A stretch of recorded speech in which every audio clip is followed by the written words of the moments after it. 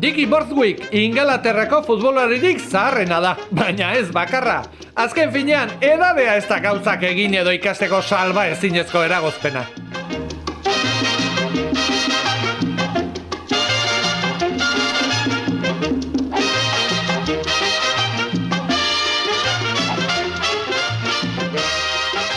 Ez dakit BCBLek sustatutako Garuna proiektuan adineko futbolaririk baote dagoen. Baina euskara ikasteko motivazioa zartzaurran piztu zaion jendea behintzat, egon badago.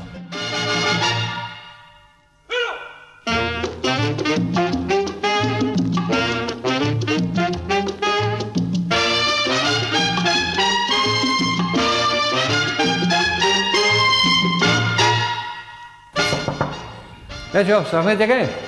Ui, ze txintxo zaudeten ongi, Ondo. Maria, eta ze berezitasun ditu klase honek? Bueno, berezitasuna batez ere adina da, ez? Suposatzen da guztiek daukatela 60 urte baino gehiago, eta adin horrekin euskera ikasi nahi dutela, ez? Eta hori da importantena, ez? Eta zenbatero biltzen zarete? Astero datoz, 2 egun ordu bat erdi, asteartea eta osteguna. Eta ostiralean patzen gara beste talde batekin eta egiten dugu halako talde handi bat eta hor batez ere mintza praktika egiten dugu klasean landutakoarekin dano batera egiten dugu gauza ezberdinak jokuak eta bestiak eta batez ere egiten diegu haiei berba egitea, ez hori da importantea, ez? Jakitea, hizkuntza erabiltzea, ez?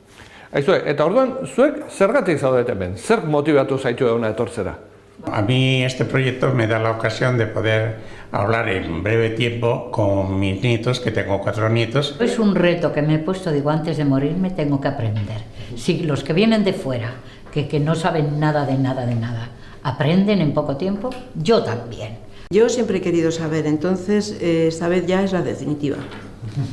Es la definitiva. Bueno, pues yo pertenezco a un coro y siempre, pues, la verdad cantamos en euskera y que no sé lo que quiere decir. Entonces, pues es la oportunidad que me da para aprender y para saber lo que digo.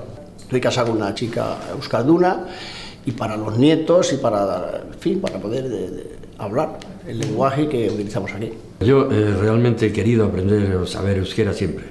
Entonces, hoy en día para hablar con los nietos y demás es imprescindible.